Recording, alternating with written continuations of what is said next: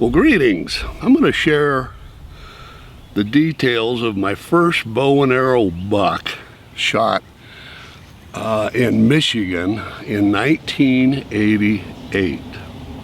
I'm going to provide quite a few details, so for those of you who like short deer stories, this is not going to be one. I want to document everything that I can remember that I think is important to me, because as I get older I may not be able to remember all these details, and so that's why I'm documenting this on video, so that when I do get older I can relive this wonderful experience. Let's back up. In about 1985-86, I was hunting north of Greenville, Michigan, up in the Langston State Game area.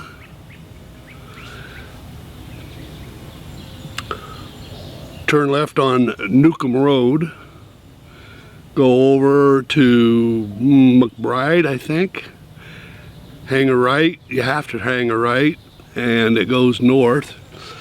And if you look off to the west, there is now a turkey farm or a chicken farm the last I was there, and it was not there back in the hunting days.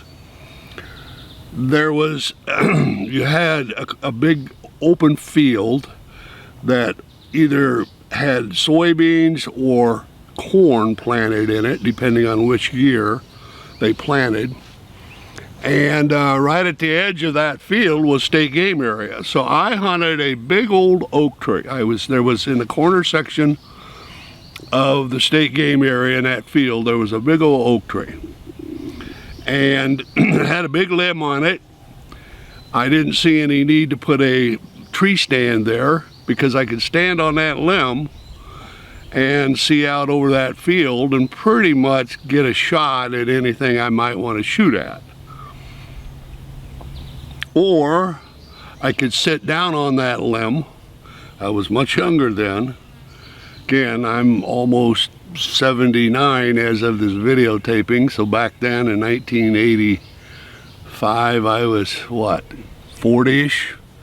A lot younger. Well, I was actually in the 50s, I guess. But I was in much better shape. Well, so anyway, it was in the rut of 1985, 1986. There were a lot of deer up there, a lot of bucks at that time, and it was in the full rut, latter part of October. And bucks had been fighting that morning. I could see where they tore up the ground, and they were back a few yards back into the wooded area, and they were fighting over these does. I didn't see it, but you could obviously determine that. And so I thought I would sit in this big oak tree that evening and hope that a buck would come out that I could harvest. So I got up in this big old oak tree. It had a big limb that went out over the field, actually, the edge of the cornfield. And there was corn planted. I don't know, maybe it was soybeans. I forget now. Might have been soybeans. So I set out on that big limb to see if I could get a shot if one presented itself, and I had to do a bunch of trimming of twigs and limbs, leaves, to get a shot if one come out of that corner section of the woods. And it was just a solid woods, hardwoods, and they had old stumps off the edge of the field there, and so the deer had to jump over the stumps to get out into the field. But there was a main trail going right into that V section of the woods. Boy, it looked like a cow path. And so I thought, good as place as any. And so set out on that limb, cut all the branches off that I thought would be in the way. Well, there was one little twig, 1/4 inch in diameter, had a few little leaves on it, and I thought, nah, if a buck comes out of those woods, he's gonna go past that little branch with a few leaves on it, and he'll be right out there in the open, and I'll be able to get a shot. And that little limb was way out on that branch, and I didn't know that I wanted to get way out there to cut it off. It was a bit dangerous, I thought. So I let it go. So here I am sitting on that limb, facing west, facing that tree. And I sat there for quite a while, and about half an hour, roughly, maybe a little bit shorter duration than that, I could see this 10-point buck sticking his head out of the woods, and he's looking out into that field. Well, all I can see is his head, his horns. I see he's a nice 10-point, but I can't see any body. It's all covered up. And he stood there, and he looked out over that field, scanning that field for any activity, does. None were out there yet, and I'll bet he stood there for 15 minutes looking out over that field. And finally, just as it was getting dark, we had 15-20 minutes left of available light to shoot. Out he jumps over those logs, and he's standing 10 yards away, maybe 8 at the 10 at the furthest, 8 to 10 yards away in the open. But here, this little twig that I should have cut with a few leaves on it is covering his heart area. So I can't just draw back and release, get an arrow in it. Now my feet are only about 8 feet off the ground. I'm a little higher, but there was no wind blowing, and I thought, oh boy, he's gonna scent me, he's gonna scent me, he's gonna scent me. But he didn't. The air was still, and he just stood there like a statue, eyes looking out over that field. And I got the perfect shot, except I got a little twig, little limb with leaves obscuring the vital area of that buck. And boy, he was a nice one. He was a nice 10. Really nice 10. Now, I had an old Indian compound bow at that time. It was one of the first compound bows that ever came out on the market. I bought it at Kmart. It's about all I could afford.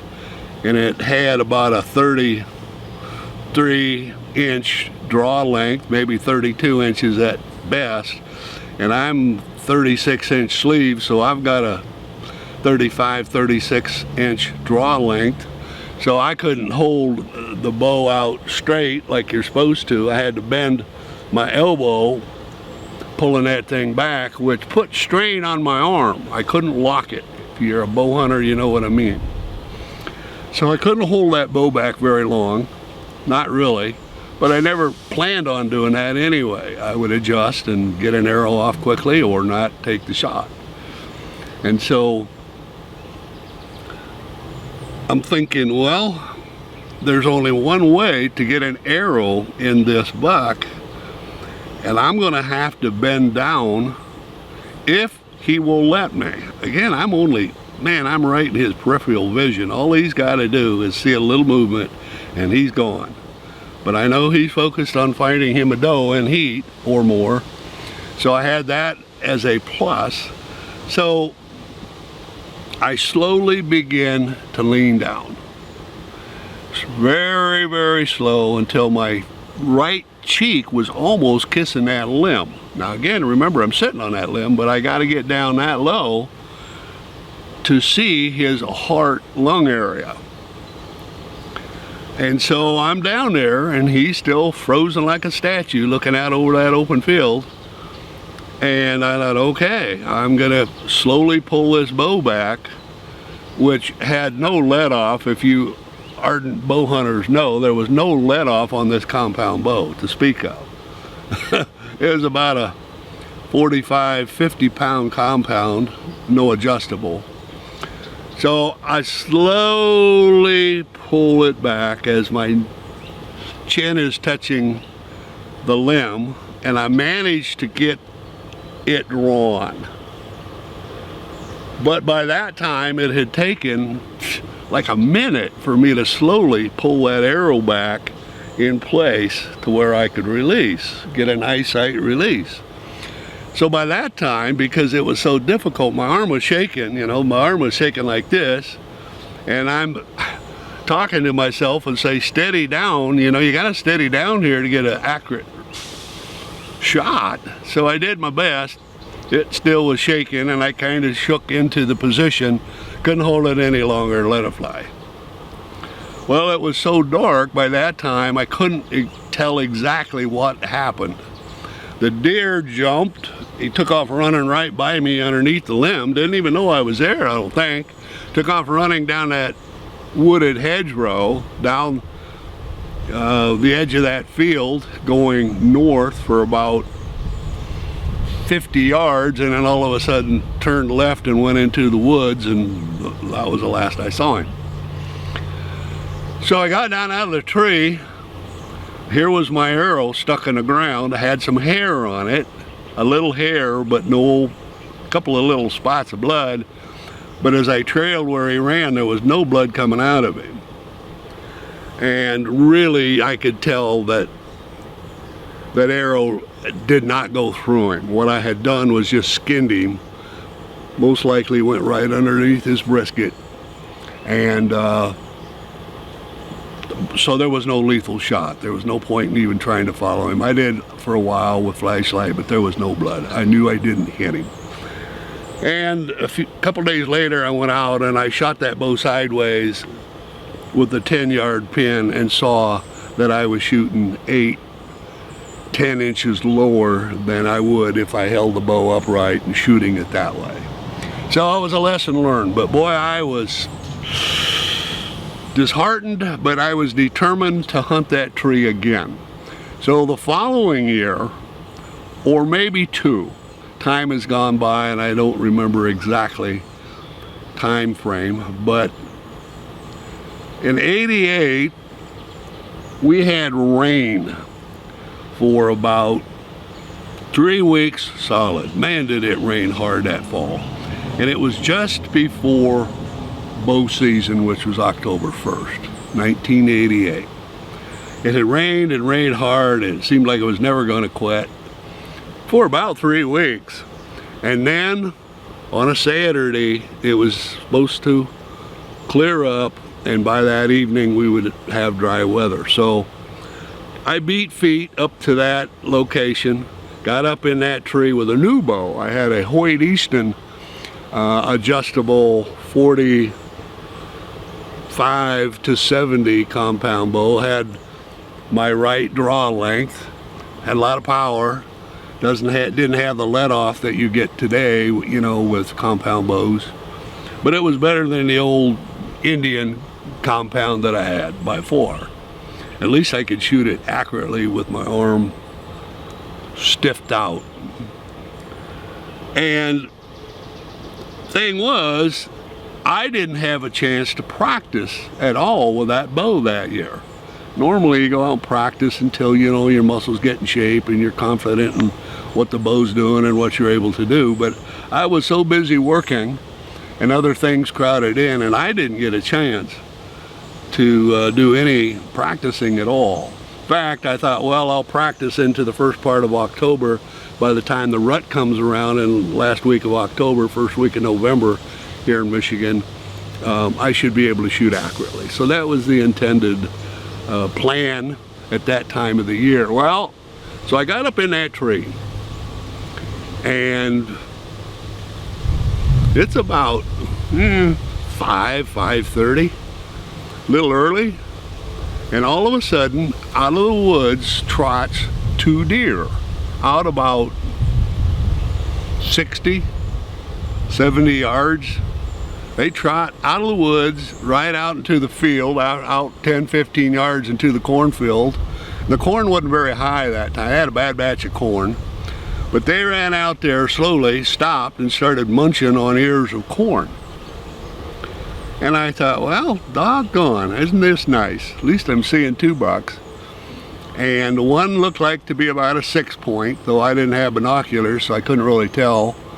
He was a nice 6. The other one looked a little bigger. And so I'm sitting there watching them munch on corn, and I'm just thinking, oh man, I don't know if we want to be able to get out and do much bow hunting this fall or not. I thought it over. So I said, you know, I'd love to shoot an arrow. I want to shoot an arrow. I know I'd never hit one. I know it wouldn't happen. But at least I could say I slung an arrow at a buck to add a little whatever to that fall hunting season. So I prayed this prayer. I said, Lord, I'm going to sling an arrow. I'm going to have to do the old Kentucky windage. I have no idea where that arrow's going to go at 60 to 70 yards. I'm sighted in for 30 max. And so I'm asking, if I release this arrow, you don't let it hit one of those deer and wound it. I don't want to wound a deer. So either let it be a lethal hit or a complete miss. Don't let me wound a deer, okay? I ask you won't do that in Jesus' name. So I release that arrow. We did an old 45-degree roughly up into the air, and you know, that's about as close as I can guess. Released that arrow, and I'm watching it fly through the air, and then I'm watching it slowly come down, and I thought, oh my gosh, I'm going to hit one of those deer. It looks like it was just right on. Well, it ended up and went right underneath the deer. The deer jumps up, spins around, didn't know what had happened, but wasn't going to stand around and wait, find out. So he runs back over toward the woods, stops right outside the wood line. Well, the other one, which was the bigger one, he kind of like, what was that all about? He didn't have a clue somebody slung an arrow at him. And he kind of looking around dumbfounded, and well, I don't know whether I should run back into the woods like this other one or keep eating corn. He couldn't figure out what he wanted to do for sure. So he did turn around. He's facing the woods, looking at that other deer, and that other deer slowly walks into the woods. Well, this bigger one, he says, I'm hungry, hadn't eaten in 3 weeks, and I'm gonna have some corn. And so he goes back out into the field about where he was, except something scared him. And so he starts trotting down a corn row right at me. Right at me. Slow. He's not trotting fast, but he's not poking. And I thought, well, he's running right toward me. Well, I prayed the prayer. Let it be a complete lethal hit or a complete miss, Lord. I know, should pray like that. Shouldn't be doing this, but I'm telling you, I was what I was and did what I did. So I put another arrow quickly on that bowstring and pulled it back, and he's coming right toward me. I'm thinking he's gonna run right underneath this tree. And about the time he gets out about 10 yards from the tree, he turns and does about a 45-degree turn, and he's heading into that corner section of that state game area. He's going in that trail.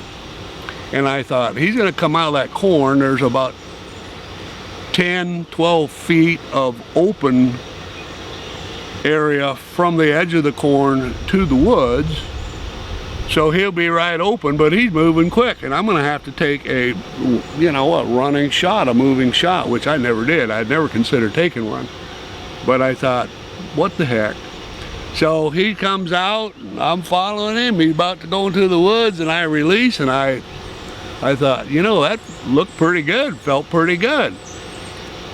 But he's into the woods, and I'm thinking, yeah. Probably missed him like that one I missed the year before. So, got down out of the tree, went down, there's my arrow, covered with blood. Some hair, but covered with blood. And immediately there's starting a pretty good blood trail into the woods. But not heavy. So I'm thinking, I don't know how lethal this is. So again I prayed. I said, Lord, you know, I'm sorry about this. I prayed that you'd give me a lethal shot or a complete miss. I'm not convinced this was a lethal shot based on what evidence I see here so far. So help me out, please. I'm trusting that you will. I prayed a prayer of faith. It was a prayer, you know, James 5:14 through 16, prayer of faith. Mark 11:22 through 24, ask, believe you're going to receive, you're going to receive. Keep believing it. So I prayed a prayer of faith. I didn't the first time, slinging that first arrow, but this time I was desperate. I didn't want to have a wounded deer now that I knew it was hit. So I'm thinking, I know where he's going to go. I'm going to try to get ahead of him. Maybe I can get another shot in him if I hurry. So I go booking, I do a big swing around, and I get to a fire trail back in there about 200-300 yards into the woods. I don't see him. Getting darker now, starting to get dark back in there. So I walk up and down the trail where he should have passed. There's no blood. So I'm thinking, well, he stopped bleeding or he didn't get this far.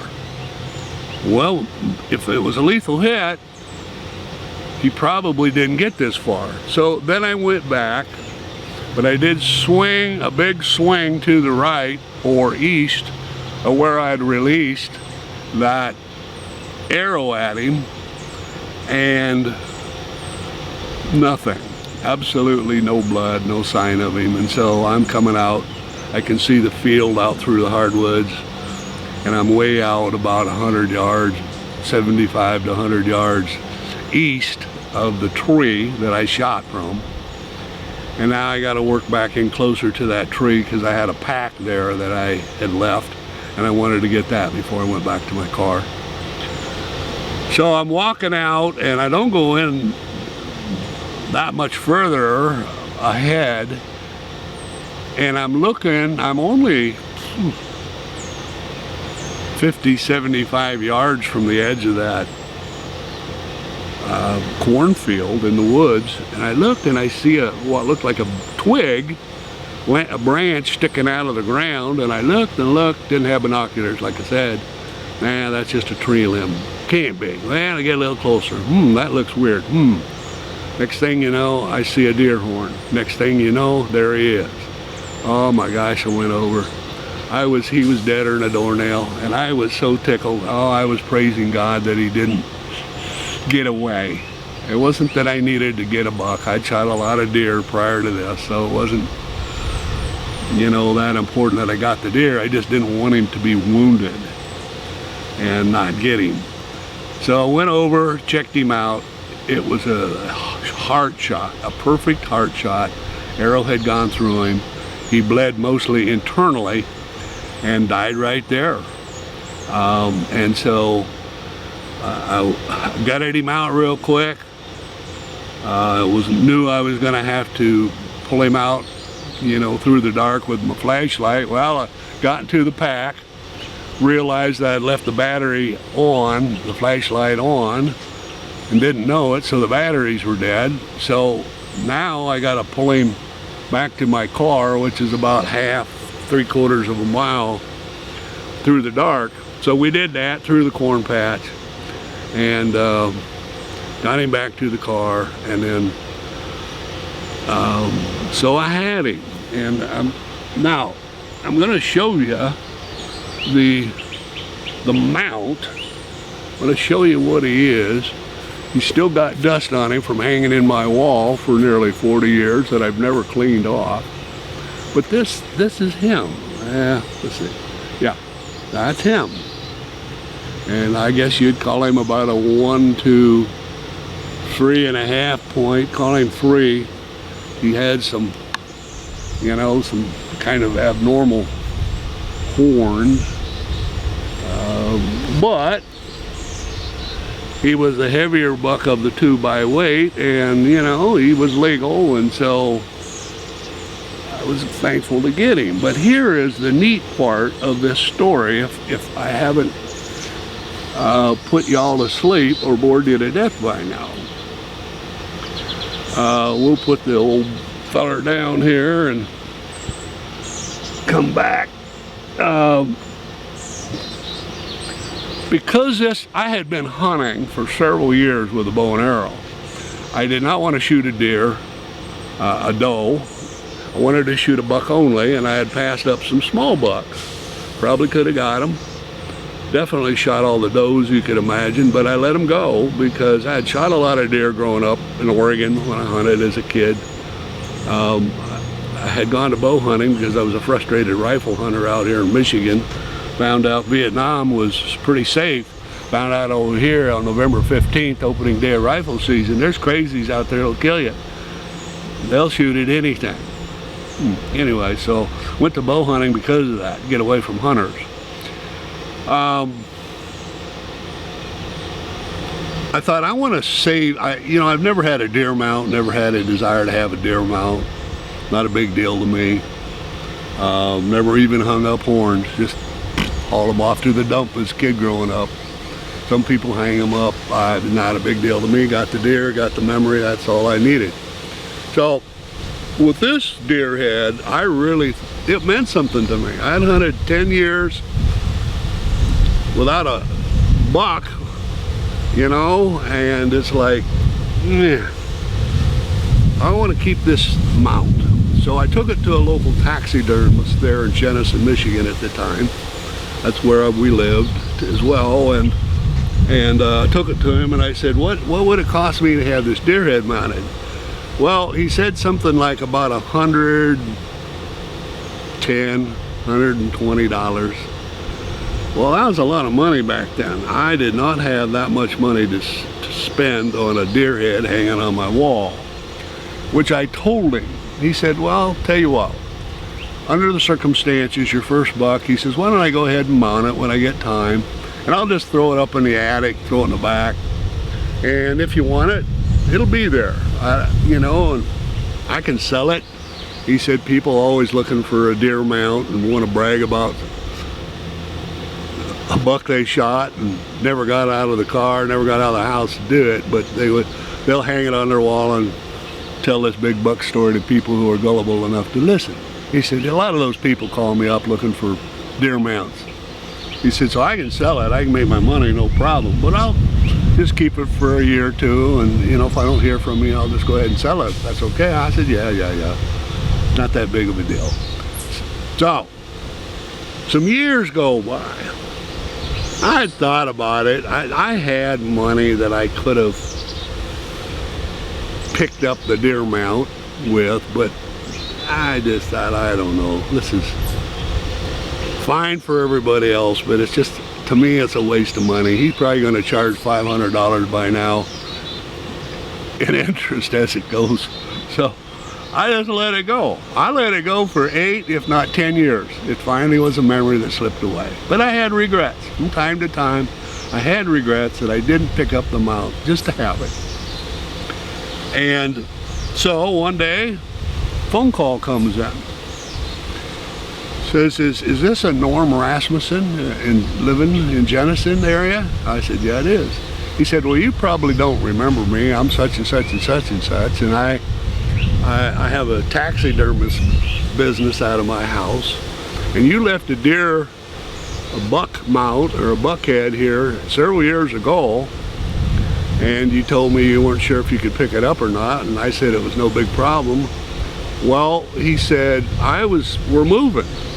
And he said, I was gutting the house to move, and he said, I was up in that attic cleaning it out, and way in the back of that attic, I found this deer head buck, and it had your name attached to it. And I thought, well, rather than throw that thing out, because I got no use for it, I'd try to give you a call and see if you're still alive and see if you still want that deer mount before I throw it in the trash.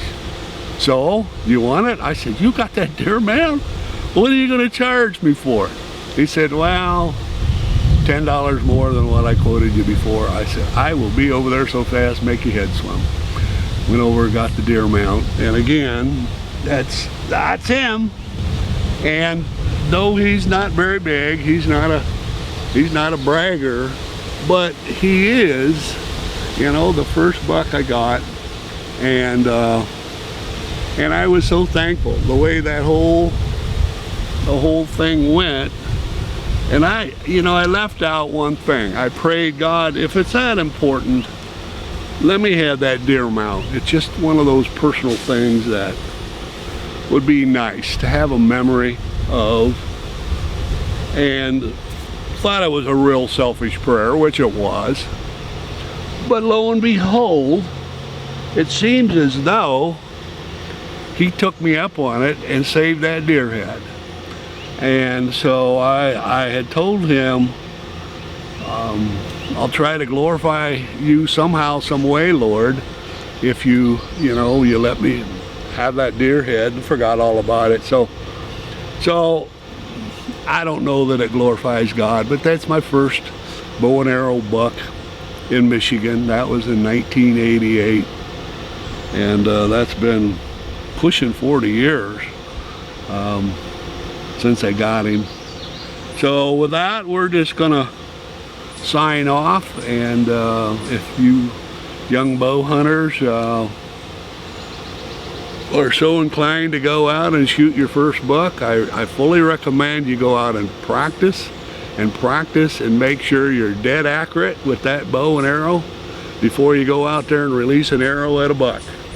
Do not do what I did, and went out there and asked God to supernaturally let that arrow go in and be a complete lethal hit or a complete miss. That is not the way it is recommended to go archery hunting. Okay? Blessings to you. Bye.